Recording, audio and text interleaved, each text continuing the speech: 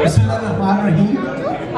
आज की इस खूबसूरत शाम में आप सबको खुश आमदीद।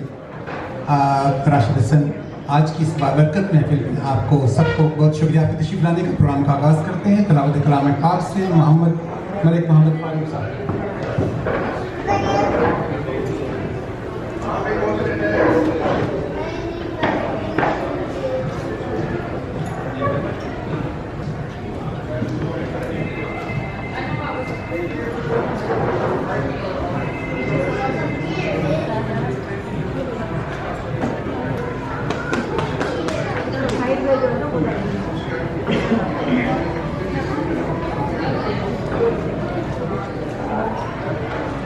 أعوذ بالله من الشيطان الرجيم بسم الله الرحمن الرحيم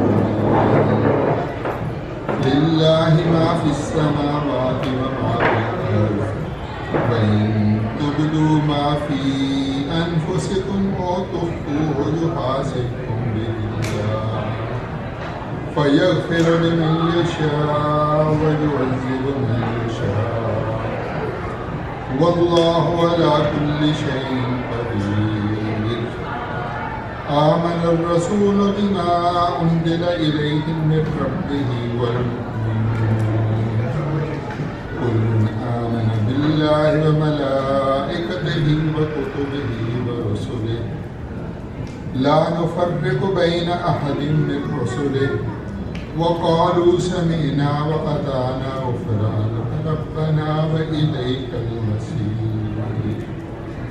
لا يكلف الله نفسا إلا وسعها لها ما كسبت وعليها ما اكتسبت ربنا لا تؤاخذنا إن نسينا وأخطأنا ربنا ولا تحمل علينا إصرا كما حملته على الذين من قبلنا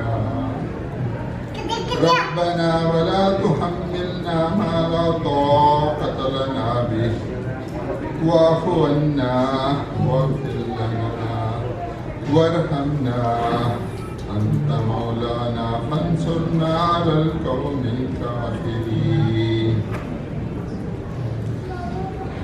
آسمانوں اور زمین میں جو کچھ ہے وہ سب اللہ ہی کا ہے، اور جو کچھ تمہارے دلوں میں ہے خواہ اسے ظاہر کرو یا چھپاؤ اللہ اس کا حساب لے گا، پھر جسے چاہے گا بخش دے گا اور جسے چاہے گا سزا دے گا، اور اللہ ہر چیز پر قدرت رکھنے والا ہے۔ رسول صلی اللہ علیہ وآلہ وسلم ایمان لائے اس چیز پر جو آپ کے رب کی طرف سے اس پر نازل کی گئی، اور ایمان والے بھی سب کے سب ایمان لائے اللہ پر اور اس کے فرشتوں پر اور اس کی کتابوں پر اور اس کے رسولوں پر۔ ہم اس کے رسولوں میں کسی میں فرق نہیں کرتے، اور وہ کہتے ہیں ہم نے حکم سنا اور مان لیا۔ اے رب ہمارے، ہم تیری بخشش چاہتے ہیں اور تیری ہی طرف لوٹ کر جانا ہے۔ اللہ کسی کی جان کو اس کی طاقت سے بڑھ کر تکلیف نہیں دیتا۔ ہر شخص کے لیے وہی ہے جو اس نے کمایا، اور اس پر وہی ہے جو اس نے کیا۔ اے رب ہمارے، اگر ہم سے بھول ہو جائے یا خطا کر بیٹھیں تو ہمیں نہ پکڑنا۔ اے ہمارے رب ہم پر وہ بوجھ نہ ڈال جو ہم نہ اٹھا سکیں۔ اے رب ہمارے، ہم پر وہ بوجھ نہ ڈال جس کی ہم میں طاقت نہیں، اور ہمیں معاف فرما دے اور ہمیں بخش دے اور ہم پر رحم فرما۔ تو ہی ہے ہمارا کارساز، پس کافروں کی قوم پر ہماری مدد فرما۔ صدق اللہ مولانا العظیم۔ جزاک اللہ۔ نادر رسول مقبول کے لیے محمد اعظم صاحب۔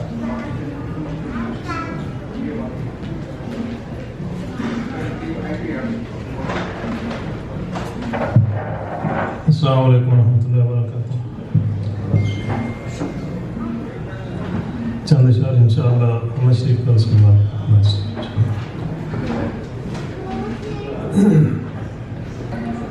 میرے رب کہاں پہ نہیں ہے تو، تیری شان جل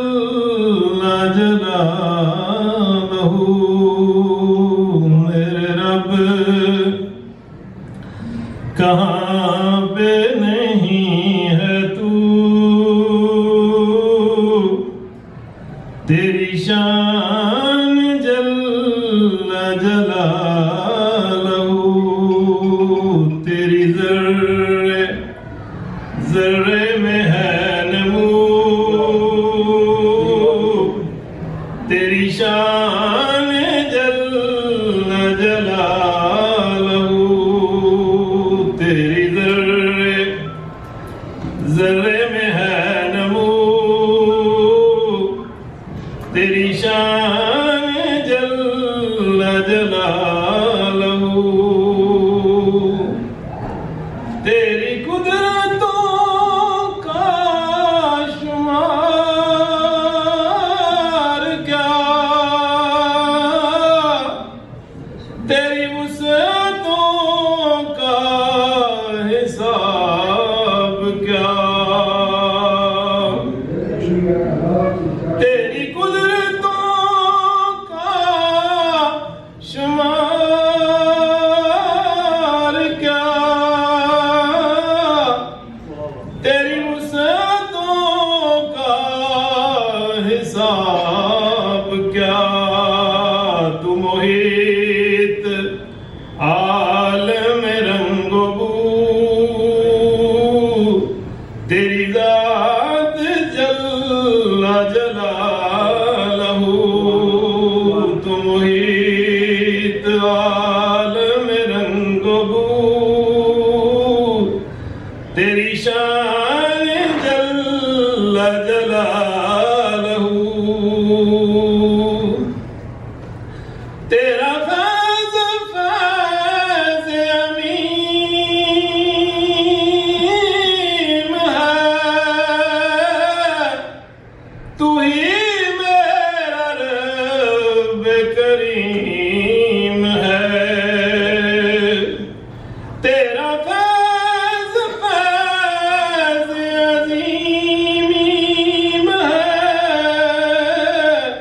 تو ہی میرا رب کریم ہے میرے دل میں ہے تیری آرزو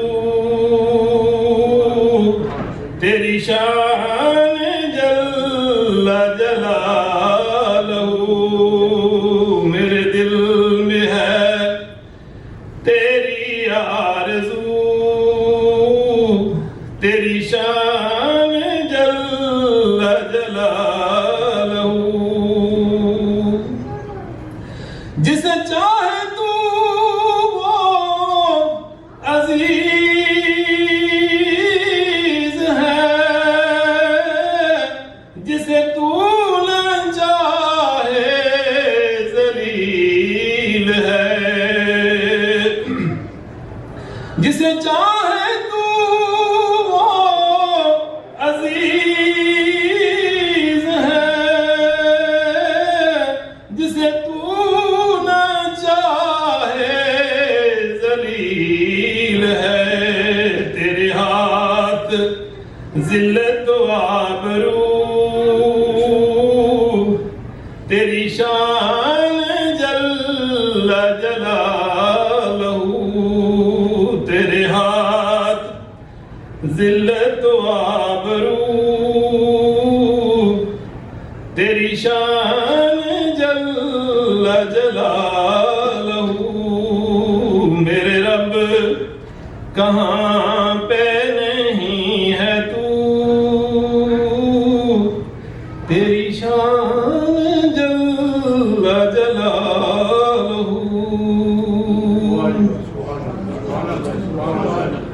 صلی اللہ علیہ یا رسول اللہ وسلم علیک یا حبیب اللہ سیر گلشن کون دیکھے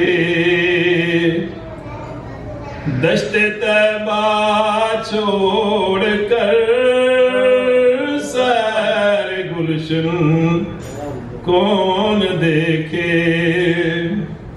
دست طیبہ چھوڑ کر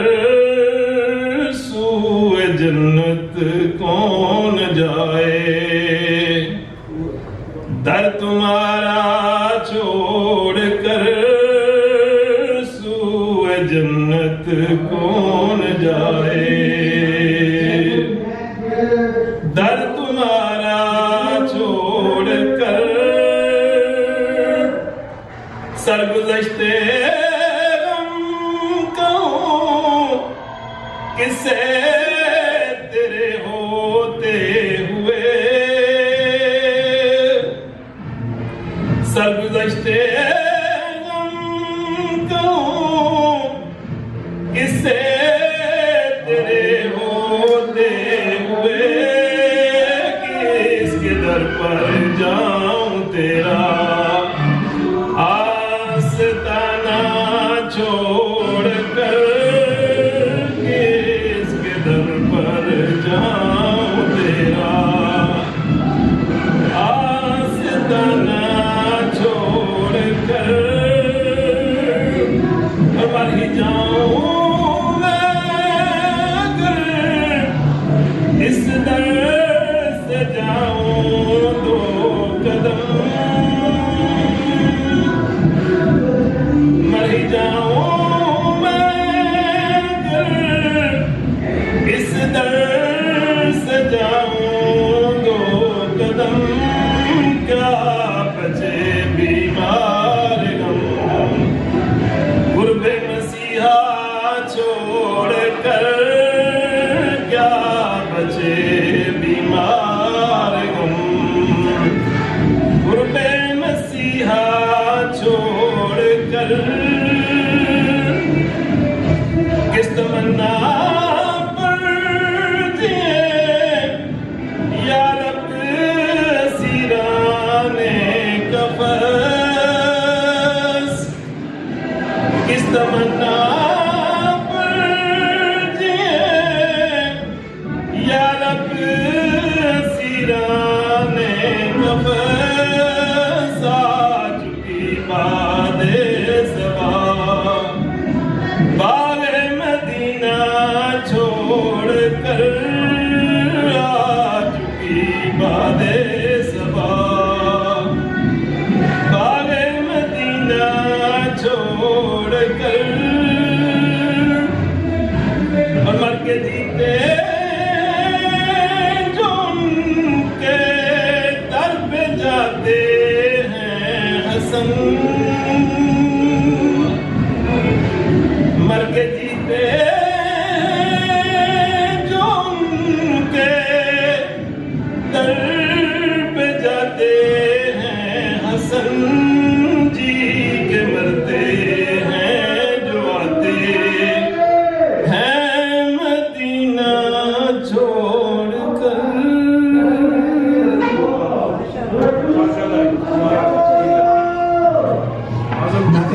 بول کے بعد ہم اپنے موضوع کی طرف آتے ہیں. جیسے کہ آپ جانتے ہیں کہ آج ہم یہاں موجود ہیں سید عرفان مخدوم نیر صاحب کی تصنیف صوفیہ اور محبت قرآن و سنت کی روشنی میں. صوفیہ کے بارے میں کچھ کہنا بر صغیر میں سورج کو چراغ دکھانے والی بات ہے. مجھے یاد ہے میٹرک میں ہمارے زمانے میں ایک سوال ہر سال پوچھا جاتا تھا کہ بر صغیر میں اسلام پھیلانے میں صوفیہ اکرام نے کیا کردار ادا کیا.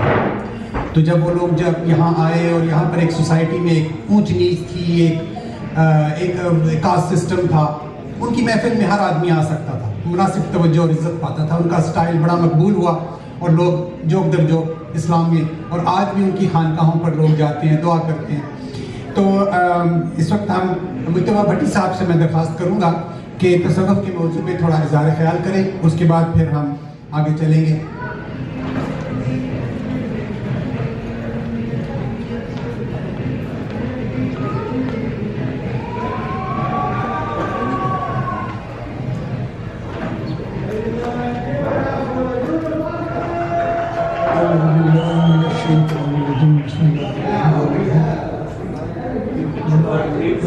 صدر مجلس جناب کرم مصنف کتاب جناب سید عرفان مخدوم نیر صاحب اور تمام حاضرین مجلس, السلام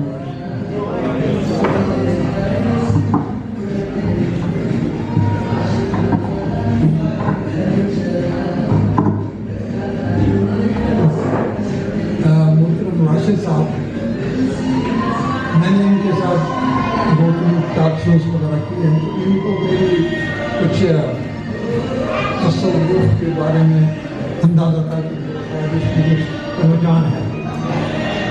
انہوں نے مجھے 3 دن پہلے فون کیا اور مجھے کہا کہ ان کتاب کے نمائندگی آپ اس میں تشریف لائیں، بلکہ تھوڑا سا گزارشات کی، اور پھر انہوں نے ہماری شفقت کی کہ مجھے کتاب بھی پہنچا دی۔ میں بہت بہترین میں رہتا ہوں۔ اب جب میرے ہاتھ میں ان کی کتاب آئی تو مجھے ایک فلیش بیک دماغ میں 50 سال پرانی یہ بات بڑی بہت طلب ہے۔ وہ یہ ہوا کہ جب کتاب میرے ہاتھ میں تو مجھے خیال آیا پہلا کہ میں تو مصنف سے ملا نہیں، ان کے بارے جانتا بھی نہیں، کیونکہ فلیش بیک آیا وہ یہ تھا کہ 50 سال پہلے جامعہ شریف لاہور پنجاب یونیورسٹی میں پڑھتا تھا، میں ادھر وہاں جمعہ پڑھنے جاتا تھا، تو شیخ التفسیر عبدالرحمن صاحب اشرفی، غالباً حافظ طاہر اشرفی کے والد صاحب، انہوں نے خطبے میں ایک حکایت بیان کی۔ حکایت یہ تھی کہ ایران کا ایک بادشاہ تھا، اس سے ایک مصرع موجود ہو۔ مصرع یہ تھا در ابلک کسے کم دیدہ موجود۔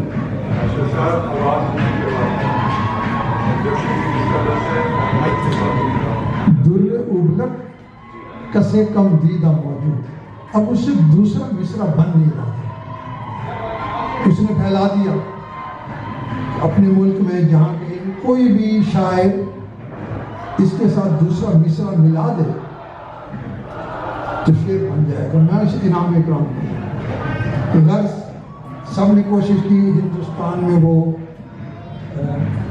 مصرع پہنچا۔ اورنگزیب کی بیٹی تھی مہر النساء، وہ شاعری کرتی تھی، وہ شاعر تھی بہت، تو ہاں مہر النساء، زیب النساء، انہوں نے اس کے ابھی آئے گا، ابھی آگے آئے گا، تو اس نے اس کے ساتھ مصرع جوڑ دیا، در ابلک کسے کم دیدہ موجود مگر اشک بتانے سرما آلود۔ شعر یہ تھا کہ بھئی کسی نے یہ جو بلیک اینڈ وائٹ موتی ہوتا ہے یا چت کبرا بہت کم کسی نے دیکھا، اب اس سے آگے نہیں بنتا تھا کہ اس کو اپنی مسز کو کمپلیٹ کنکلوڈ کرے، تو اس نے کنکلوڈ کر کے بھیج دیا اشک بتانے سے معلوم۔ وہ بادشاہ کو بہت پسند آیا، اس نے کہا شاعر کو بلاؤ، انعام اکرام دوں گا۔ تو اطلاع پہنچ گئی کہ بادشاہ ملاقات کرنا چاہتا ہے، تو وہ تو باپردہ خاتون تھی، انہوں نے قطع لکھ کے بھیج دیا، در سخن مخفی منم چون بوئے گل در برگ گل، در سخن مخفی منم چون بوئے گل در برگ گل، ہر کے دیدن میل دارت در سخن بیند ہے، کہ میں تو اپنے سخن میں مخفی ہوں، حالانکہ مخفی اس کا اپنا تخلص بھی ہے، یہاں مخفی اس نے چھپانے کے انداز نہیں کیا۔ در سخن مخفی منم چون بوئے گل در برگ گل، جیسے گل میں خوشبو پناہ تو میں اپنے کلام میں پناہ ہوں، ہر کی دیدن میل دارا جس نے مجھے دیکھنا ہے، در سخن بیند مرا، میرے سخن کو پڑھے مجھے پہچانے، تو یقین جانے یہ میرا جو فلیش بیک تھا وہ آپ کی کتاب کی وجہ سے۔ اس کا ایک شعر ہے بڑا اچھا، بد مزار ماں غریباں نئے چراغ نئے نئے مرو پروانہ سوز نئے صدائے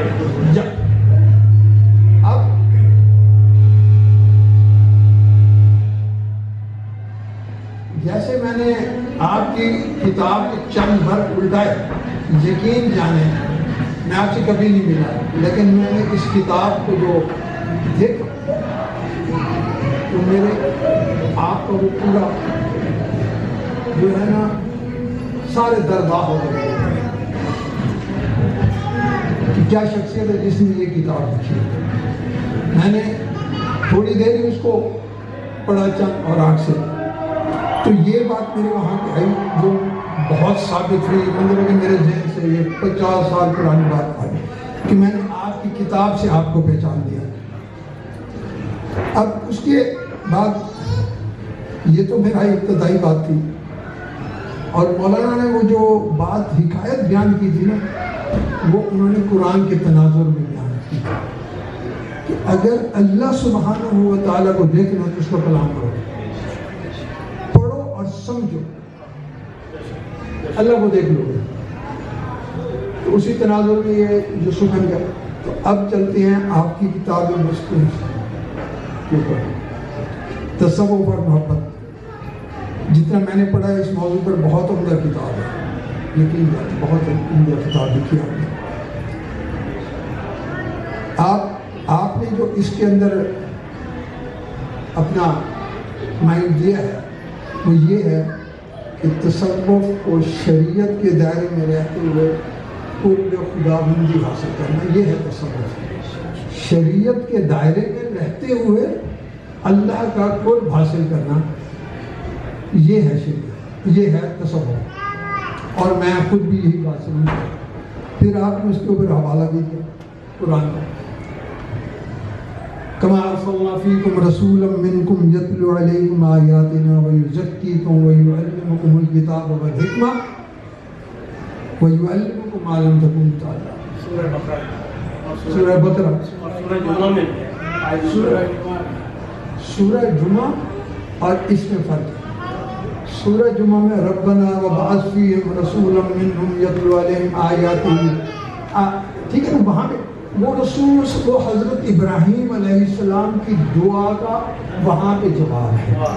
یہاں پہ اللہ سبحانہ و تعالیٰ نے ڈائریکٹ قریش کو اور وہاں پہ اس کو ڈائریکٹ کہہ دیا فیکم, اور ہر طرح کے فسق و فجور میں لت پتا. اور رسول صلی اللہ علیہ وسلم نے ان کا ایسا تزکیہ کیا کہ ان میں سے ہر بندہ پھر جو ہے نا وہ اپنی مثال آپ بن گئے.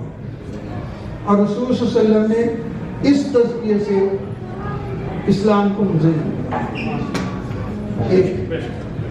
اس کے بعد آپ نے ایک اور کوٹیشن جس نے لکھی ہے, وہ میں سمجھتا ہوں کہ ہمارے تمام صاحبان یہاں جتنے بھی مجلس میں بیٹھے اس کو بڑی غور سے سنیں. صاحب کتاب نے لکھا کہ واصف رحمت اللہ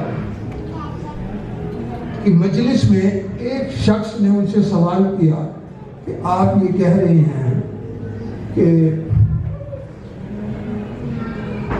قرب الہی جو ہے وہ تصوف کی ایک حقیقت ہے, جس نے بھی قرب الہی حاصل کرو تصوف. انہوں نے کہا کہ بڑا سوال اس کا بڑا اچھا تھا. رسول صلی اللہ علیہ وسلم سے سب سے زیادہ تو اور کسی کو قرب الہی نہیں ہے. کیا رسول صلی اللہ علیہ وسلم صوفی ہیں تھے؟ یہ صاحب کتاب نے یہ کوٹیشن اس میں لکھی ہے. اب ان کا جو بڑا برجستہ جواب ہے, اور میں خود پہلی دفعہ یہ میں نے پڑھا ہے, میں خود اشعار تھا. انہوں نے کہا صوفی نہیں, صوفی گرد ہے. صوفی نہیں, صوفی گرد ہے. اب پھر فلیش بیک ہوا, جب یہ میں نے آپ کی کوٹیشن پڑھی پھر فلیش بیک. کشف المحجوب میں یہ لکھا ہے ان الصفا صفت صدیق, صدیقین کی صفت صفا ہے. ان الصفا صفت صدیق ان اردت صوفیا علی التحقیق. ان اربتا صوفیاً علی التحقیق، اگر تم صوفی بننا چاہتے ہو حق کو صداقت کی راستے میں، تو یہ جان لو کہ صفت صوفی کی جو صفت ہے وہ ابو بکر صدیق اس میں ہے۔ اب پھر انہوں نے 2 مثالیں دی اس پر، وہ مثالیں بڑی غور کی۔ ایک اصول کی مثال ہے جو اصل ہے، اصل کیا ہے صوفی کہ دل میں غیر کا خیال ہو، دل میں سوائے اللہ کے کسی غیر کا خیال نہ ہو، یہ اصول ہے۔ اس اصول پہ انہوں نے ایک مثال دی، لکھی ہے۔ مثال انہوں نے لکھی کہ رسول صلی اللہ علیہ وسلم کا وصال ہو گیا ہے۔ حضرت ابو بکر صدیق اس دن صبح کی نماز پڑھا کر رسول صلی اللہ علیہ وسلم سے اجازت لے کر اپنے تھوڑی دور فاصلے پہ گاؤں تھا وہاں چلے گئے کہ میں شام تک آ جاؤں گا، اجازت لے کر گئے۔ اور اس وقت صبح رسول صلی اللہ علیہ وسلم کی طبیعت میں ایک تھوڑا سا افاقہ محسوس ہو، تب ہو گیا، لیکن اثر تک جو رسول صلی اللہ علیہ وسلم کو اسرائیل کی طرف سے اللہ سبحانہ و تعالیٰ کی طرف سے اسرائیل کو بھیجا کہ جا کے اجازت لینا۔ اسرائیل کو کہا کہ جا کے محمد صلی اللہ علیہ وسلم سے اجازت لینا، کیا پوچھنا، اگر تو دنیا میں رہنا چاہتے ہیں تو فابہا، اور اگر آنا ہے تو بڑے ادب سے ان کی جو ہے نا روح قبض کر لیں۔ رسول صلی اللہ علیہ وسلم نے کہا میں نے جانا ہے، تو اثر سے پہلے ان کا رسول صلی اللہ علیہ وسلم کا وہ مثال مبارک ہو گیا۔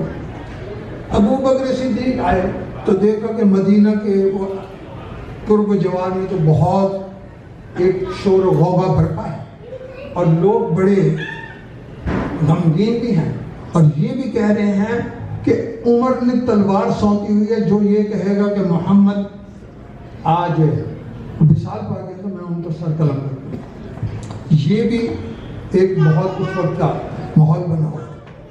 ابو بکر صدیق آئے عمر کے پاس، اس سے کچھ نہیں کہا، انہوں نے کہا الا من کان یعبد محمد، الا من کان یعبد محمدا فإن محمدا قد مات ومن عبد رب محمد فإنه حي لا يموت، کہ جو کوئی اگر محمد کی عبادت کرتا تھا تو جان لو کہ محمد صلی اللہ علیہ وسلم اس وقت فوت ہو چکے ہیں، اور جو محمد کے رب کی عبادت کرتا ہے جان لو کہ وہ حی زندہ ہے، اس پر کبھی موت نہیں آئے۔ یہ سب سے پہلی بات انہوں نے کہی۔ اس کے بعد انہوں نے کہا وما محمد الا رسول، آپ نے حوالہ دیا ہے یہ، وما محمد الا رسول قد خلت من قبلہ الرسل افإن مات او قتل انقلبتم علی اعقابکم، اگر محمد سے پہلے تو محمد تو صرف رسول ہیں، ان سے پہلے بھی بہت رسول آئے، سب پر موت پائی ہے، اور اگر محمد صلی اللہ علیہ وسلم پر موت آ جائے اور یا ان کو شہادت نصیب ہو جائے تو کیا تم اپنے قوم پہ واپس لوٹ جاؤ گے؟ یہ بات کہنی تھی، عمر کا سارا غصہ ٹھنڈا، تلوار ڈال دی۔ یہ ایک مثال دی انہوں نے، یہ اصول ہے کہ صدیق اکبر کے دل میں ایک لمحے کے لیے بھی خیال یوں نہیں آیا کہ ہم میں سے محمد ہیں، فوت ہو گئے تو اس طرح ہم آہو ظاہری کر کے اور اس بات کا وہ کریں کہ بھئی ہم جو ہے نا وہ بہت پریشان ہو چکے، نہیں، اللہ کی ہم عبادت کرتے ہیں، جو اللہ کے محمد کے رب کی عبادت کرتا ہے وہ جان لے کہ اللہ حی، اس پر کبھی موت نہیں آئے گی۔ یہ اصول ہے صوفی کا۔ اس کے بعد انہوں نے کہا صوفی کی ایک ضرورت بھی ہے۔ دوسری مثال، صوفی کی ضرورت کیا ہے؟ لکھا کہ غزوہ तबूक के मौके पर माल की ज़रूरत थी, असबाब जंग चाहिए, तो रसूल सल्लल्लाहु अलैहि वसल्लम ने ऐलान किया मोमिनीन को कि जो जो आपकी इस्तिताअत है फंड जमा करें। अबू बकर सिद्दीक सामान लाया अपना, ला के दे दिया। अब रसूल सल्लल्लाहु अलैहि वसल्लम ने पूछा मा खल्लफ्त लिअयालिका, मा खल्लफ्त लिअयालिका, क़ाल अल्लाह व रसूलुहु। सिद्दीक अकबर ने कहा, से रसूल सल्लल्लाहु अलैहि वसल्लम ने कहा कि घर वालों के लिए क्या छोड़ कर आए हो? कहा अल्लाह और अल्लाह का रसूल। ये कश्फुल मायूस दाता गंज बख्श ने लिखा, ये वो सिफ्त है सूफी की कि उसके दिल में माल और ज़र की ज़रा कदर नहीं।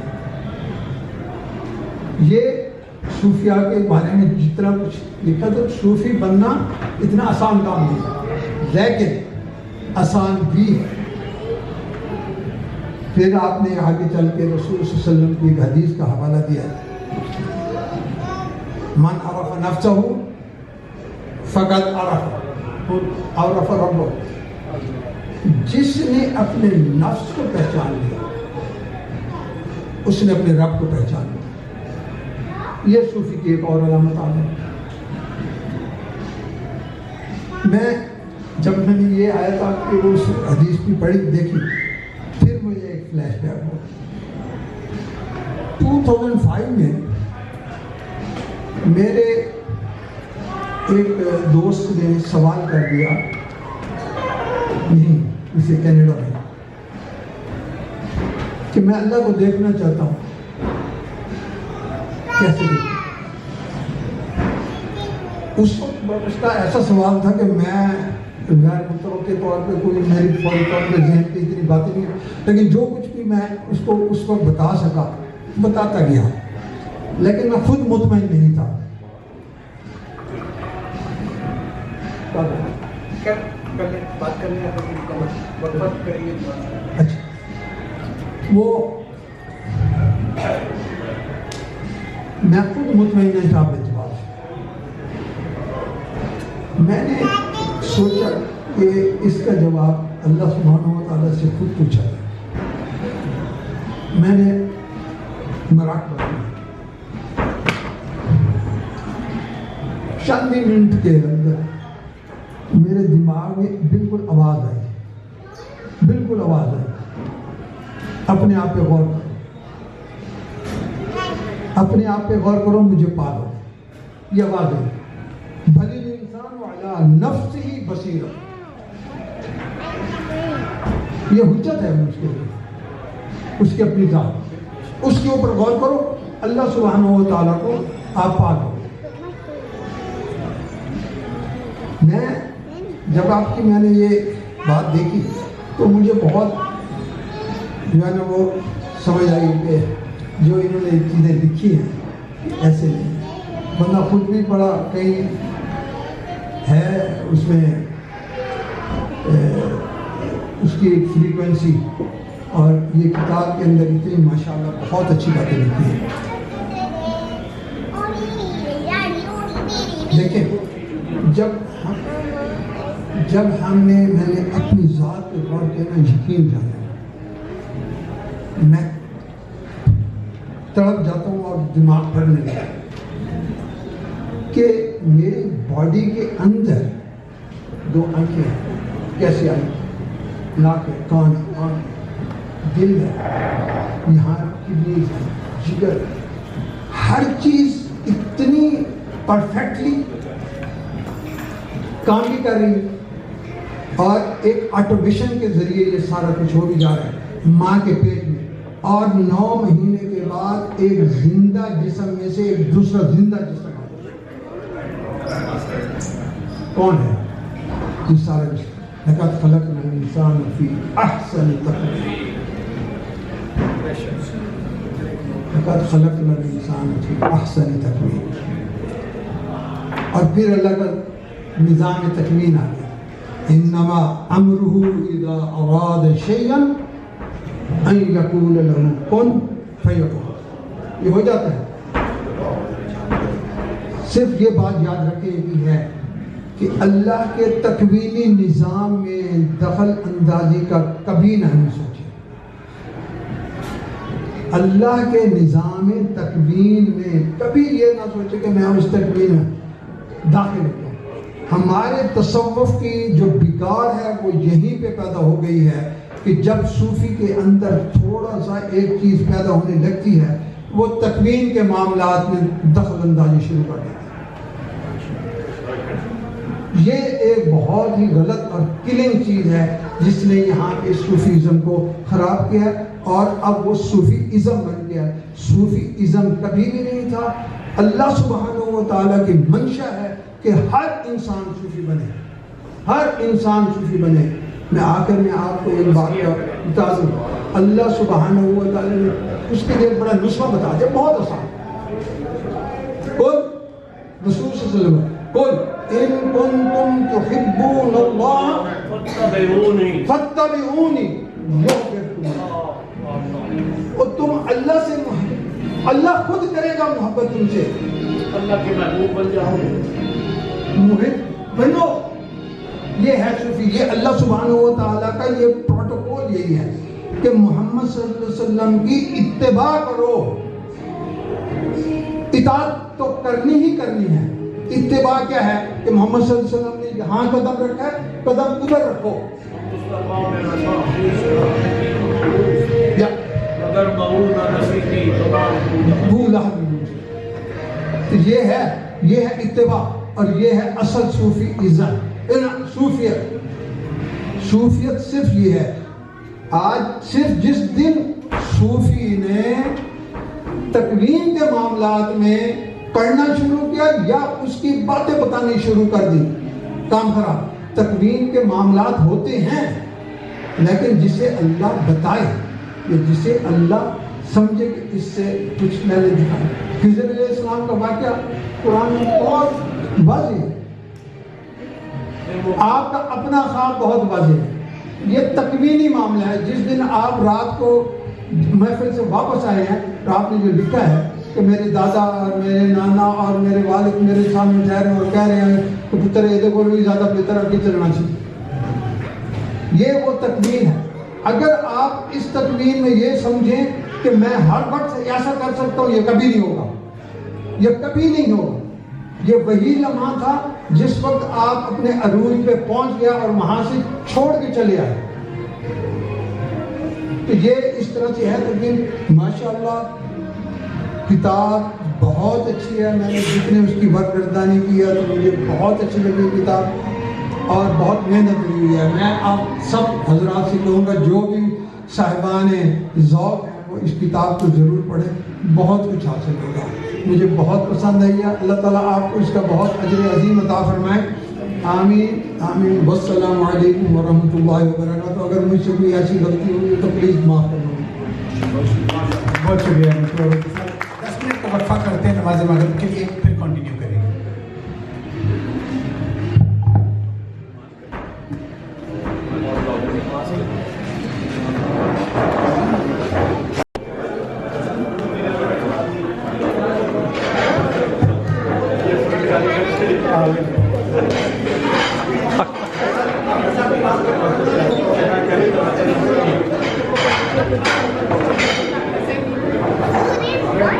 फौजी मिजाज तशरीफ लाएं। अख्तर साहब से दरख्वास्त करते हैं नात रसूल मकबूल के लिए। अख्तर साहब तशरीफ लाएं।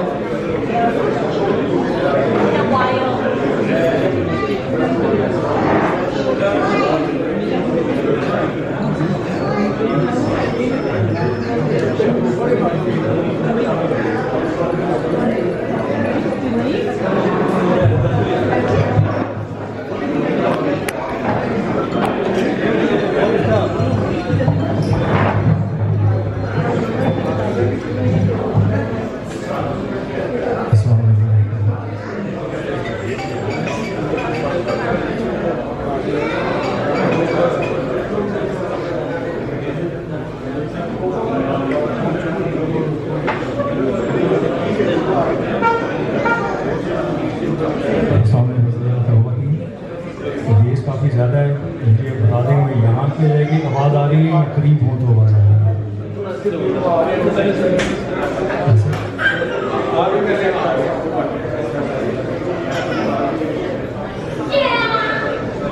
پروگرام کافی لمبا ہو چکا ہے. میں چھوٹی سی نعت کی 2 شعر پڑھوں گا تاکہ پروگرام جو ہے واپس چلے انشاءاللہ. دوسری پہ تو پڑھ لیجیے.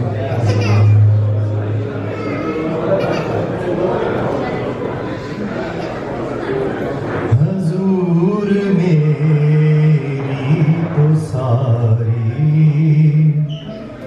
بہار آپ سے ہے. حضور میری تو ساری بہار آپ سے ہے. میں بے قرار تھا میرا قرار آپ سے ہے. حضور میری تو ساری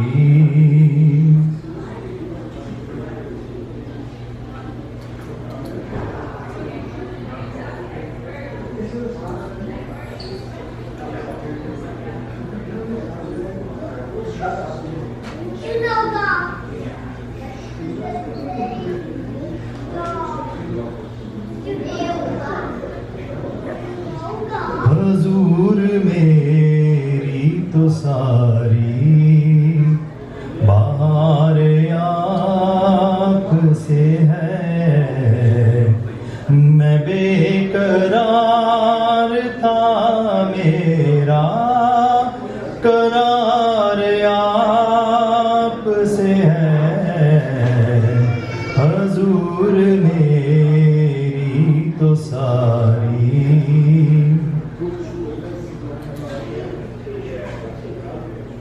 کہاں وہ عرض مدینہ کہاں میری ہستی. کہاں وہ عرض مدینہ کہاں میری ہستی. یہ حاضری کا سبب بار بار آپ سے ہے. یہ حاضری کا سبب بار بار آپ سے ہے. میں بے قرار تھا میرا قرار آپ سے ہے. حضور میری تو ساری محبتوں کا صلہ ایسے کون دیتا ہے. محبتوں کا صلہ ایسے کون دیتا ہے. سنہری جالیوں میں یار غار آپ سے ہے. سنہری جالیوں میں یار غار آپ سے ہے. میں بے قرار تھا میرا قرار آپ سے ہے. حضور میری تو ساری.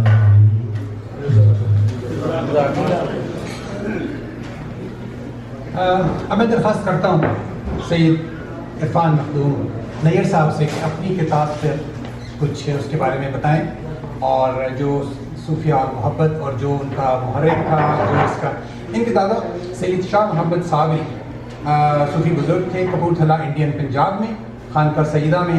وہاں سے یہ ان کو چیز جو ہے وہ چلی اور ان کا شوق اور جس کو انہوں نے قائم رکھا اپنی خاندان کی روایت کو اور ان کی اس کو.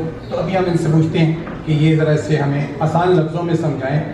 موضوع بڑا دقیق ہے اور بڑا لمبا ہے, یہ 1 گھنٹے 2 میں سمیٹنا بڑا مشکل ہے, لیکن بہرحال ہم چاہیں گے کہ کچھ ہم سمجھ سکیں. ایک عام آدمی کیا سوچتا ہے؟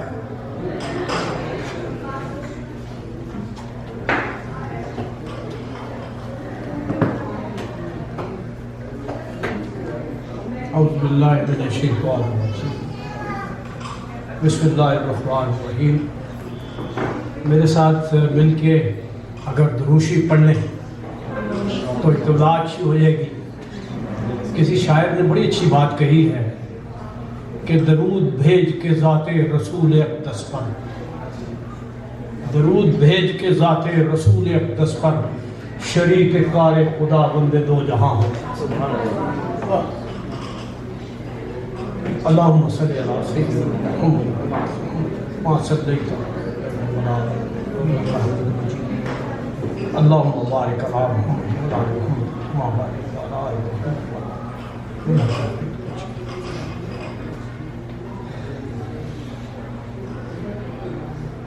مجھے غوری صاحب کا بہت مشکور ہوں. میرے سینئر ہیں, سول سروس میں مختلف ممالک میں ایمبیسڈر رہے اور بڑی دیر کے بعد آج میری ان سے چند دن پہلے ملاقات ہوئی یہاں. تو میں نے ان سے ریکویسٹ کی کہ آپ تشریف لائیں اور یہ جو محفل ارینج کر رہے ہیں فاروق صاحب, عاطف بھائی, مغیث اور دوسرے دوست یہاں پہ خرم بھائی اور زائد صاحب, تو اس کی آنکھیں آپ صدارت فرمائیں اور مجھے خوشی ہوگی. اور غوری صاحب نے نہایت مہربانی فرمائی بھابھی نے کہ انہوں نے میری اس درخواست کو قبول کیا, تشریف لائے. مجھے اس کتاب کو لکھنے میں تقریباً 12 سال. الحمدللہ اب یہ چھپ کر منشا شہود پر آ گئی ہے. اس کی موٹیویشن کے بارے میں ذکر کرنا چاہتا ہوں, اس کی تحریک کیسے پیدا ہوئی. کچھ باتیں بہت سی میری جو آج میں نے کچھ باتیں آپ سے کرنی تھی اس کو بھٹی صاحب نے بہت آسان کر دیا. بہت سی باتیں بھٹی صاحب نے خود بیان کر دی ہیں اور مجھے بڑی خوشی ہوئی بھٹی صاحب کی اس سپیچ کو سن کر. خوشی ہوئی کہ انہوں نے اس کتاب کا مطالعہ کیا اور یہی میں چاہتا ہوں. میری کتاب لکھنے کا مقصد بھی صرف یہ ہے کیونکہ یہ کتاب جو ہے میرے بزرگوں کی تعلیمات, قرآن و سنت کی تعلیمات, اولیاء کرام کی تعلیمات, صحابہ کرام کی تعلیمات, اہل بیت کی تعلیمات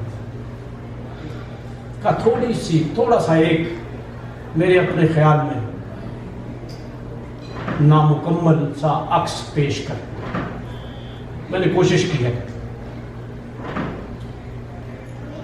ایکچولی میرے ہاتھ میں میرے کزن یہاں پہ تشریف فرما ہے ضمیر سید, انہوں نے مجھے دادا جی قبلہ سید شاہ محمد صابری کی ایک 1932 کی فارسی کی ڈائری دکھائی جو انہوں نے کانے کے قلم سے خود سیاہی کی دعات والے کانے کا قلم سے لکھی ہے, بڑی خوبصورت ہینڈ رائٹنگ میں. تو چونکہ مجھے فارسی سے شغف انہی بزرگوں کی جوتیوں کے صدقے میں ملا ہے تو میں نے وہ لی اور میں نے اس کو پڑھنا شروع کیا. میں ان کے بارے میں دادا جی قبلہ کے بارے میں زیادہ بات لمبی, اب ان بزرگوں کے بارے میں تو جتنی باتیں کر لی جائیں وہ کم ہوتی ہیں, دل نہیں بھرتا ان کے ذکر کرنے سے. صرف ایک بات اور آپ اندازہ لگا لیجیے گا ان کی شخصیت. ان کی ڈائری میں ایک جگہ پہ لکھا ہے کہ این شکوہ افتخار دنیاوی، این شکوہ افتخار بھٹزا، این شکوہ افتخار دنیاوی ثروت و افتخار مکانی، کہ خداوند ذوالجلال شمارا دادا است، جو کچھ تمہیں دیا ہے اللہ تعالیٰ نے، یہ دولت دی ہے، یہ مقام دیا ہے، یہ مرتبہ دیا ہے، یہ خوشیاں دی ہیں، یہ تیرا دامن بھر دیا ہے، عام مرتبہ با خدائے خلق برگردانی، اس کو اللہ کی مخلوق کی طرف لوٹاؤ، کیونکہ یہ تمہارے پاس امانت ہے، کہ خداوند خیانت دار اعتماد دوست نہ دار، کہ ایسے بندے کو اللہ تعالیٰ اپنا دوست نہیں بناتا جو کہ امانت میں خیانت کرتا۔ تو یہ ساری چیزیں تمہارے پاس امانت ہے۔ کسی صوفی بزرگ نے بڑی اچھی بات کہی تھی، کہنے لگے کہ ہم تو اللہ کے منشی ہیں اس جگہ، یہ جو کچھ اس نے ہمیں دیا ہے نا، یہ دیا ہے کہ یہ تمہارے پاس امانت ہے، اس کو آگے لوگوں کو دو، ضرورت مندوں کو دو، اور وہ ہم سے حساب لے گا۔ اگر ہم اپنی اس ذمہ داری کو خوش اسلوبی کے ساتھ ادا نہیں کر سکیں گے تو وہ منشی بدل دے گا، کسی اور کو یہ ذمہ داری ہے۔ میرے دادا قبلہ کی مرکز جو ہے خانقاہ سیدہ میں کپورتھلا ایسٹ انڈیا میں موجود ہے، آج بھی مرجع خلائق ہے۔ میں گیا ہوں وہاں پہ، حاضر ہوا ہوں، سارے کزنز کو لے کر گیا تھا۔ ایکچولی میرے والد قبلہ سید محمد افضل صابری، میرے تایا سید غلام صابر شاہ صاحب، دوسرے تایا حضرت مظہر فرید، یہ سلسلہ چلتا رہا، اور پھر الحمدللہ وہ بیج جو بزرگوں نے بویا وہ آہستہ آہستہ نشو و نما پاتا رہا۔ اور میں کوشش کی کہ بھی میرے والد صاحب ماشاءاللہ اللہ تعالیٰ ان کو جنت نصیب فرمائے، ایم اے انگلش تھے، منشی فاضل تھے، بہت اہل درد، عاشق اور صاحب ذوق، علم کا بحر بے قرار۔ والدہ محترمہ کا بھی یہی حال تھا، الحمدللہ 47 سالہ ساتھ رہا ایک ایسے شخص کے ساتھ جو کہ علم کا دریا تھا۔ پھر ایک اور صاحب جو والد صاحب کے بڑے اچھے دوست تھے اور بڑے اچھے شاعر تھے، بہت اچھے شاعر، شبیر صادق، دنیا کا ہوں طالب نہ بہشت عدنی کا، دیوانہ ہوں میں سید مفتی مدنی، اے ختم رسول اپنا مجھے عشق عطا کر، میں واسطہ دیتا ہوں اب ایسے کرن، اور رنگینی لبھائے شہ حسن جو دیکھی، شرمندہ ہوا رنگ عقیق یمنی۔ ایسے شاعر، ان کی کتاب میں نے چھپوائی ہے، بہار سخن نعتوں پر کا مجموعہ ہے، ان کی صحبت میں بھی رہے۔ اور میں ذکر کرتے ہوئے خصوصی طور پر اپنی اہلیہ سیدہ غزالہ نیئر کا بھی ذکر کرنا چاہتا ہوں، بیٹی ہے، انہوں نے مجھے بہت حوصلہ افزائی کی، محمیز کی، بلکہ مجھے موٹیویٹ کرتی رہی۔ جہاں میں ڈھیلا پڑتا تھا تو مجھے کہتی تھی کہ اس کو کمپلیٹ کر، الحمدللہ۔ اور یہ خود ماشاءاللہ ایم اے انگلش ہے، صرف و نحو میں ماسٹرز کیا ہے قرآنک اسٹڈیز میں، اور ڈاکٹریٹ کیا ہوا ہے، تو she has been a motivating force for me as well. ان سب ہستیوں نے ایکچولی مجھے آبا و اجداد کی تعلیم و تربیت نے، بھائیوں نے، مغیث میرا چھوٹا بھائی ہے، 10.5 سال مجھ سے چھوٹا ہے، میرے بیٹوں کی طرح، ان لوگوں نے مجھے ہمیشہ انکریج کیا کہ جی اس کو کمپلیٹ کرنا۔ اور الحمدللہ میں ان جو بزرگوں کی تعلیمات تھی ان کو صفحہ کرتاس پر بکھیرنے میں کامیاب۔ الحمدللہ میرا بنیادی مقصد جو تھا اس کتاب کو لکھنے کا، کہ میں اپنے بزرگوں کی جوتیوں کے صدقے اس علمی ورثہ کو جو میں اپنی نالائکی کی وجہ سے بہت کم حاصل کر پایا، جو کچھ میرے پاس ہے اس کو میں صفائی کرتاز پر دوں، تاکہ اپنی موجودہ نسل خود اپنی یاد دہانی کے لیے، اپنی موجودہ نسل کی یاد دہانی کے لیے، اور اپنی آنے والی نسلوں کے لیے، اپنے بچوں کے لیے ایک تھوڑی سی گائیڈنس میسر حاصل ہے۔ اسی لیے میں نے اس اپنی کاوش کو، آپ نے دیکھو، آپ کتاب میں دیکھیں گے کہ میں نے انتصاب میں اس کو اپنے دادا حضور قبلہ سید شاہ محمد صابری صاحب کے نام پہ کیا، اور میرے نانا قبلہ سید امداد علی شاہ صاحب بھی کمال شخصیت تھے، سخی آدمی تھے، اسم با مسمى۔ دوسرا مقصد جو تھا میرا اس کتاب کو لکھنے کا،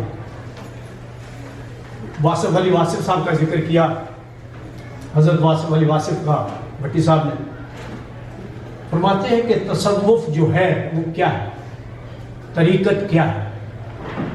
کہتے ہیں یہ شریعت بالمحبت ہے۔ انہوں نے ڈیفائن کیا اس کو کہ یہ شریعت بالمحبت ہے۔ آج کل اس کے بارے میں لوگوں نے بہت سے باطل خیالات اور غلط فہمیوں کو پیدا کر دیا، اور اس کی کچھ ریزن بھی میں سمجھتا ہوں کہ لوگوں کا قصور نہیں ہے جو اس پہ تنقید کرتے ہیں۔ تنقید ہمارے اپنے ان لوگوں کا ہے جنہوں نے تصوف کا لبادہ اوڑھ کر لوگوں کو بیوقوف بنانا شروع کیا۔ تو میری ایک خواہش تھی کہ بھی میں اس پہ کام کروں، کچھ چیزوں کو کلیریفائی کرنے کی کوشش کروں، تاکہ وہ لوگ جو غلط راہ پر چل پڑے ہیں ان کی اصلاح ہو سکے۔ اور تیسرا مقصد میرا جو میں آپ لوگوں سے درخواست کروں گا، مختصر، میرا خیال میں زیادہ لمبی چوڑی بات نہیں، تیسری بات یہ ہے کہ آپ لوگوں سے درخواست کروں گا، اور مقصد بھی یہی ہے کہ جب آپ اس کتاب کو پڑھیں اور اگر آپ کو اچھی لگے، میرے بزرگوں کے لیے اللہ کے حضور ہاتھ بلند کر کے دعا کریں، ہمارے بچوں کے لیے کہ اللہ تعالیٰ ان کو ایمان والی زندگی عطا فرمائے، ایمان سے منسلک رہے بس۔ اور اسی لیے میں نے اس کی کوئی قیمت نہیں رکھی، اس کتاب کی کوئی قیمت نہیں رکھی، یعنی کہ تحفتاً پیش کی جائے، کیونکہ پیسے بنانا مقصد نہیں۔ خصوصی طور پر ذکر کرنا چاہتا ہوں، میں واصف علی واصف صاحب کے جانشین ہیں ڈاکٹر اظہر وحید صاحب، جن کے بارے میں اگر یہ کہا جائے کہ حسن واصف کا ایک روح اظہر بھی ہے، بہت خوبصورت آدمی، بہت پڑھے لکھے، کشف المعجوب کا ترجمہ کیا انہوں نے۔ محترم یوسف واسفی صاحب اور ان کی ٹیم نے خصوصی طور پر دلچسپی لے کر اس کتاب کو اس شکل، اس روپ میں پیش کیا، الحمدللہ۔ میرے خیال میں یعنی ہر چیپٹر پہ بات کرنا اگر شروع کروں تو 10-15 منٹ ہر چیپٹر کے لیے۔ صرف یہ کہنا چاہتا ہوں کہ کلام مقدس قرآن پاک کا تخاطب جو ہے وہ انسان ہے، یا ایھا الناس، اور اس کا خصوصی پیغام قرآن مجید کا محبت ہے۔ اور میں نے کوشش کی کہ اس خصوصی پیغام کو اس کتاب کا موضوع بنائے، اور وہ لوگ جو قرآن پاک کے اس خصوصی پیغام کے امین ہیں وہ کون ہیں؟ حضور نبی اکرم صلی اللہ علیہ وسلم، اہل بیت اطہار، صحابہ اکرام اور اولیاء کرام مقربین خدا، اس متاع عظیم کے امین ہیں۔ تو ان کی زندگیوں سے، ان کی تعلیمات سے، ان کے اقوالات سے میں تھوڑا سا استفادہ کروں اور ان کو قرآن اور سنت کی روشنی میں پڑھنے کی کوشش کروں اور دیکھوں کہ کیا کہیں ان کا کلیش قرآنی تعلیمات سے تو نہیں، جو کہ آج، اور میں آپ کو سمپل مثال دے دیتا ہوں، میں اپنے یعنی نوٹس کی طرف نہیں دیکھ رہا، آپ کو سمپل مثال دے دیتا ہوں۔ بر صغیر میں صوفی حضرات وہ ہمیشہ کہتے ہیں نفس کشی کرو، اپنے نفس کو مارو۔ یہی سنا ہوگا تصوف کے بارے میں کہ یہ نفس کو مارو، تزکیہ کی بات کی بھٹی صاحب نے۔ قرآن پاک کی تعلیمات اور سنت نبوی کہیں نفس کو مارنے کا نہیں کہتے، نفس کشی کا نہیں کہتے۔ یہ ہے نفس کشی، کاف کے اوپر الف ہے، پیش نہیں، یعنی نفس کو کنٹرول کرو، قابو کرو، ٹیم کرو۔ اگر ایسا ہوتا، بھٹی صاحب نے ماشاءاللہ میرا کام میں نے کہا کہ آسان کر دیا، سورہ بقرہ کی آیت 129 کا ذکر کیا جس میں حضرت ابراہیم علیہ السلام اور حضرت اسماعیل علیہ السلام کھڑے ہو کر دعا مانگ رہے ہیں اللہ تعالیٰ سے کہ اے نبی، اے اللہ ہمیں میری ذریت میں سے ایک ایسا نبی عطا فرما، پیدا کر جو لوگوں کو میری تیری آیات پڑھ پڑھ کر سنائے اور ان کو حکمت سکھائے، ان کا تزکیہ کرے۔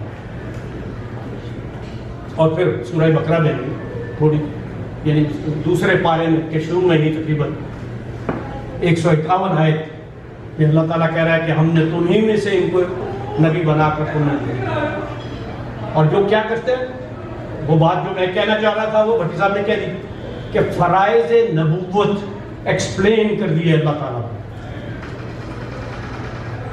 تو نبی کا فریضہ جو ہے وہ یہ بھی ہے کہ تزکیہ کرے، تزکیہ نفس کرے۔ اور میں نے اس کتاب کے باب دوئم میں کیفیات نفس پر بات کی۔ اب اگر آپ کیفیات نفس پہ جائیں تو میں ابھی آپ کو بتا رہا ہوں کہ نفس کشی کی بات پہ چل رہے تھے ہم، کہ نفس کشی ہے یا نفس کشی ہے۔ جتنے میں سمجھتا ہوں 50% صوفیہ نام نہاد صوفیہ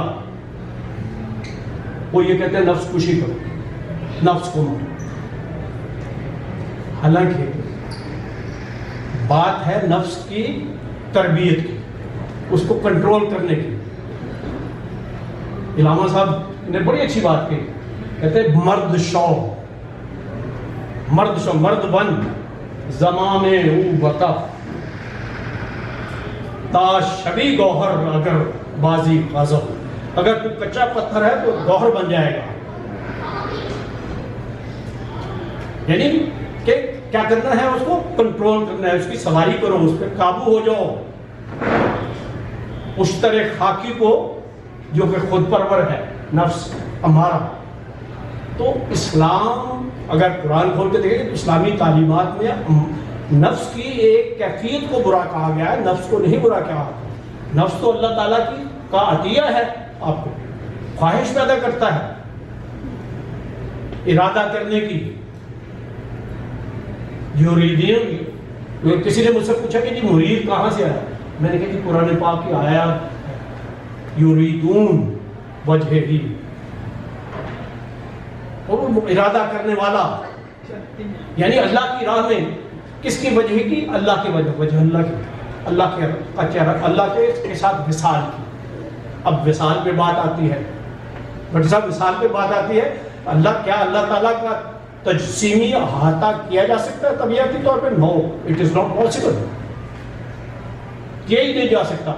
اللہ سے وصال کیسے ممکن ہے؟ اللہ کے وصال کے لیے بات کی انہوں نے سورہ آل عمران، قل ان کنتم تحبون اللہ فاتبعونی، کہہ دو ان لوگوں سے یا رسول اللہ کہ اگر تم اللہ سے محبت کا دعویٰ کرتے ہو تو میری اتباع کرو۔ بڑی اچھی بات کہی بھٹی صاحب نے، کہنے کہ اطاعت اور اتباع۔ اب آپ دیکھیے کہ اطاعت کیا چیز ہے۔ اطاعت تو آپ خوف سے بھی کرتے ہیں، بادشاہ وقت کی، حاکم کی بھی کرتے ہیں، ڈر کے کرتے ہیں، کوئی فائدہ لینا ہو تب بھی اطاعت کرتے ہیں۔ اتباع کے لیے صرف اور صرف محبت۔ اللہ تعالیٰ کہہ رہا ہے کہ اگر تم مجھ سے محبت کرتے ہو تو پھر ان کی اتباع کرو، پھر تو تم میرے محبوب بن جاؤ گے۔ یعنی آپ پہلے محب ہیں، اب محبوب کا درجہ حاصل کریں۔ تو ہمارا جو ہے وہ کیفیت ہے جو برائی کی طرف راغب کرتی ہے۔ سورہ یوسف کی آیت 53 ہے، آیت 53، سو برائی کی طرف راغب کرتا ہے۔ ہاں،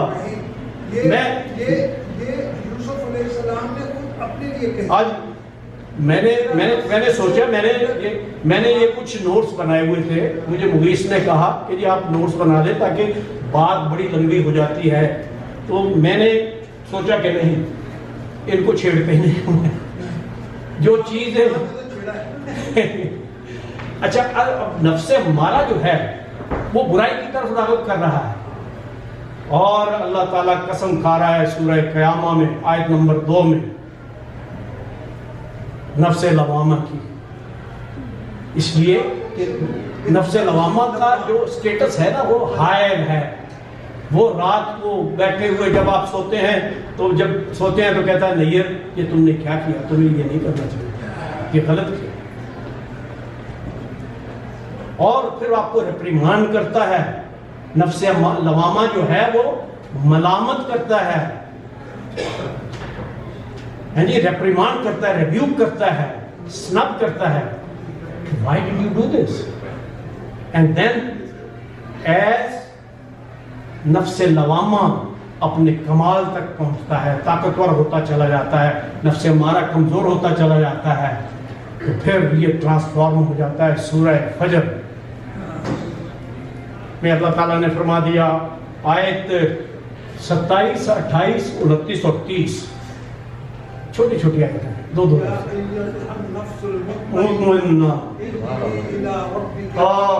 کہ اللہ تجھ سے راضی ہوا، تو اللہ سے راضی ہوا، تو جنت میں، تو میرے بندوں میں داخل ہو جا جن کو میں اپنا بندہ سورہ فجر، اور تو جنت میں داخل ہونے کی دعوت دے رہا ہے۔ تو ان تینوں کو جب آپ دیکھتے ہیں، جب آپ تینوں کو دیکھ رہے ہیں، ہمارا لوامہ اور مطمئنہ، ویسے صوفیہ نے نفس مطمئنہ کی آگے 3 4 اور وہ کی ہیں، کاپیز کی ہیں، فردر ڈیوائڈ کیا ہے، وہ میں نے اپنی کتاب میں ذکر کیا۔ I will not go into those details۔ تو اس کا مطلب یہ ہے کہ نفس کو مارنا نہیں، نفس کو ٹرانسفارم کرنا ہے۔ یہ نفس کشی نہیں، نفس کشی ہے۔ تو غیر اسلامی رجحان، یہ ہندو مذہب میں ہے کہ یہ نفس سب سے برا ہے، اس کو مارو، بدھ مت میں ہے۔ تو انہوں نے ان مذاہب سے یہ تعلیمات لے کر متاثر ہو کر لوگوں کو بیوقوف بنانا شروع کیا۔ میں میرے خیال میں جی آپ آ جائیں نا، ادھر تشریف لائیے، اچھا نہیں لگتا مجھے۔ آپ نے جو نفس کی بات کی ہے نا، میں ایک چھوٹا سا ٹیسٹ بتا دیں، چھوٹا سا ٹیسٹ جی، ہمارا تو خراب کرتا ہی کرتا ہے، اور ہمارا خراب ہوتا ہے۔ یاد رکھیں فلا اقسم بالنفس اللوامہ، اللہ تعالیٰ خود قسم اٹھا رہے ہیں اس لوامہ کی قسم، اللہ نے قسم کی ہے۔ یہ لوامہ جو ہے نا وہ اصل ٹیسٹ ہے۔ میں آپ کو ایک چھوٹی سی مثال بتاتا ہوں، آپ چھوٹا گناہ کریں، کوئی کام کریں، ایسے चलते हुए सड़क पर कागज पहने। अगर आपका नफ्स एक कदम दो कदम चलने के बाद कहता है तुमने गलत किया, उठाओ कागज, और अगर आपने उठा लिया, कसम खुदा की आपका नफ्स लवामा जिंदा है, ये आपको मुतमइन्ना की तरफ ले जाएगा। अपना टेस्ट खुद करते रहे अपने लवामा को। ये खुद कहेगा कि ये काम तुमने गलत किया। किसी को तुमने सलाम नहीं किया तो तुम्हें 2 कदम के बाद अगर वो नफ्स तुम्हारा कहता है कि ये अच्छा नहीं किया, तो याद रखो कि तुम्हारा नफ्स लवामा जो है ना वो जिंदा है, तुम सही रास्ते।